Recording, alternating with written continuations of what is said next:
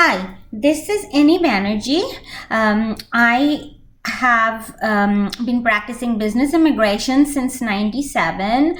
A little bit about me: I graduated third highest from South Texas College of Law in my class, and I have been practicing business immigration law primarily, and as well as family immigration law for the past since '97, 21 years, actually 22 years.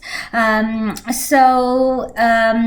that in mind, I am making these videos so that people can learn from my experience in business immigration. I have found a lot of times that other immigration attorneys who practices primarily asylum, say, will take a business immigration case, and I wanted to say that business immigration is completely a different animal from asylum or anything else. You represent both the employer and the employee, and it is my intention to take you from the beginning of business immigration and go step by step and deal with everything in a series of videos.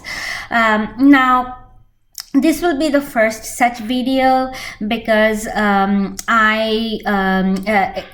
if you want to go chronologically with me, you don't have to. Obviously, I will make a subject-specific video, but this video would be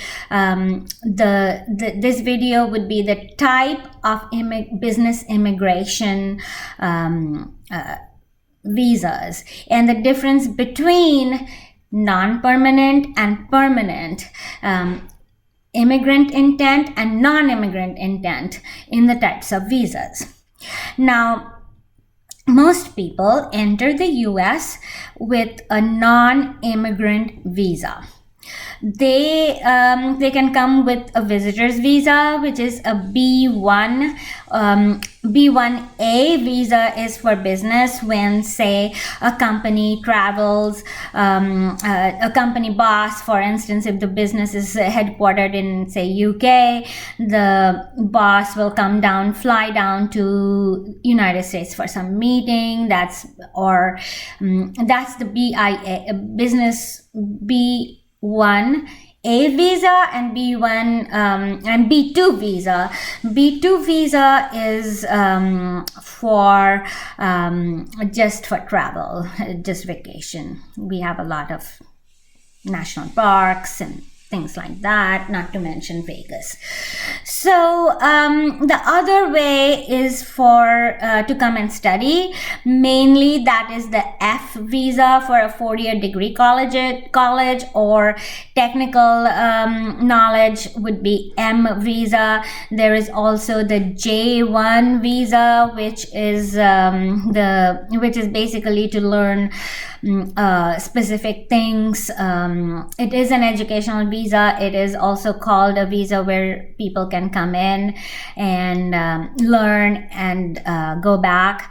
It's controlled by the Department of State, and it's used for, say, medical education and sometimes other types of research organizations. The main work visas for United States are H-1B visas and the L visas. The H and the L visas. The H-1B is given for people who have specialized knowledge, and specialized knowledge is defined as a job that requires at least a bachelor's degree in that subject to perform.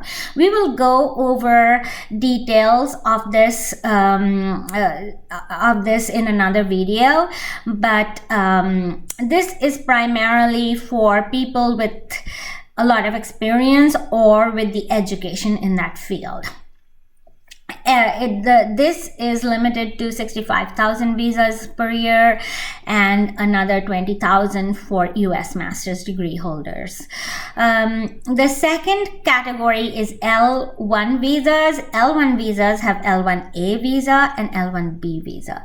L1A visa is for intercompany transferee, so in the managerial position. So for instance, if if you have a company that is located in, let's say US and India, and say the boss from the company in India who's managing everything wants to come and get the company in United States on a solid footing, then that would be an L1A visa, because it's his business, he knows how to run it, he'll come here, he'll work here in the US and get that business on a solid footing. The other is the L1B visa. That's for people possessing knowledge that the folks in America do not have. It's kind of similar, but not exactly similar to H-1B visa. H-1B visas are for do not have to have, number one, intercompany relationship.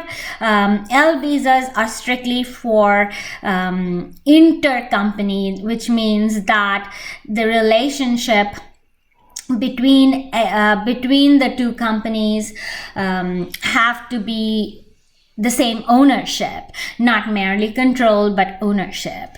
And they can be sister companies, but they would still have to all belong to the parent company. That's the deal with L1. And so L1B is usually given to people who say they may or may not have a degree, but the company in say, let's just use an example of, again, India. There's a company either in India or in US developed some kind of a program, excellent program, and they want to bring in people who has worked with this program in India. And let's say this is a novel program and the US company here has patent pending or patent approved, and only certain folks know how to do that visa. The other type of visa, of L1B visa, is when restaurants will bring in specific people who know how to cook their type of food. And the reason for an L visa really is for the people in the other company, in the company outside US, to come to the company in US and make it better, get it in a solid footing. The other types of visas are H2B, and that is for seasonal, coming into for a season. Say there is you have a peach orchard and you want to pick the fruits from the peach orchard, and it's September or August or whenever peach is picked, and you need a lot of workers at that time, so it's seasonal. So you can have workers brought in from, say, Mexico, and have them pick the fruits and then go back. Now, it's usually used with South America because it's easier for people to come from South America, but it doesn't have to be. It can be from anywhere in the world. Cheaper, of course, if you're bringing in people from Mexico or from South America. Now, that's H2B. H3 is a trainee visa, where it's basically when the US company will bring in somebody from outside and train that person. Usually the trainee will go back to the home country and work for the same company or another company, let's say that the US company has an interest in. Unlike L1, the companies do not need to have same ownership. Say, for instance, a company is going to, a CPA firm is going to have an outsourcing business. They don't own the outsourcing business. They will just outsource their work. So they can bring in CPAs from, let's say, UK or India or wherever, train them in US laws and send them back so that they can work from wherever the other place is and work on their tax filings. So then we have a bunch of treaties with other nations, and these are the treaty visas, and they are E1, E2, E3, TN, and we will talk in details in other videos, but these visas are with treaty visas, treaty with a country whereby they come in, people from the treaty countries come in and perform certain works, that's the treaty visa, and treaty visas are usually strictly non-immigrant. Now, let me get to the point of non-immigrant and immigrant visas. Non-immigrant is when somebody comes into the country to work or whatever, but their intent is to go back, and they do not have an intent to immigrate to the United States. The immigrant visa is, of course, to immigrate to the United States. Now, out of all these visas, only the H visa and the L visa do not have the immigrant intent. So one can convert from an H visa or an L visa to a permanent residency, and until they get the permanent residency, their visas, their H visas or their L visas are going to be extended.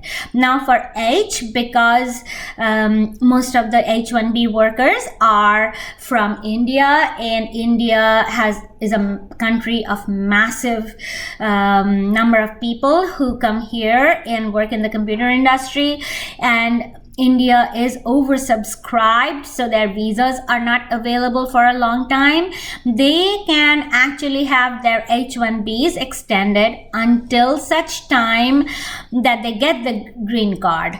That is not available for L-1B visa holders. L-1B visas are strictly for 5 years, and that's that. They have to go back and live 1 year in the home country, and then they can come back again on another L-1B visa. Now, that is the main difference between immigrant and non-immigrant visa. Now, a typical scenario that happens is that, let's say there is a student from, let's see, which country have I not picked? Let's say Mexico. We have a student who came here in the United States to study, let's say, business administration in, let's say, at Harvard. Okay, so brilliant guy came to Harvard University to learn business MBA, scored an MBA, and has this has a work permit called OPT that is given after graduation. And because it's in management, it is not a STEM subject. That is why the OPT is given for 1 year only. Now, let's say that he finds an employer loves this guy. This guy has been managing this business amazingly. Of course, he's from Harvard, and the employer wants to keep that person.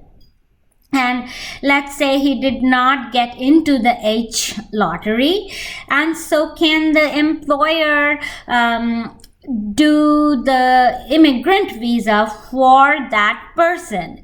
Under current rules, yes, they can do the permanent residency of that person, but his F1 visa, the student visa, is not going to be extended. Therefore, if they act very fast, they actually can get to file their adjustment of status and don't travel outside the United States, and ultimately be able to work on their work authorization document or their green card. Now, the time frames might be really tight, but it can be done. But again, if they are in a STEM related subject, the EAD is good for 3 years, given primarily for 1 year at the first time and then for 2 years. If within this 3 years, say if within the second year, for instance, they did not get into the H-1B category and they were not born in India or China, they can actually get their green card. And that's actually a better option for employers who do not want to let go of that employee and did not get picked or did not want the H-1B visa. Now, that's basically is the difference between a permanent and a non-permanent visa. I hope you enjoyed this video. This is the first video in that in my series, and I will title each video so that you will know what video you are watching. Thank you.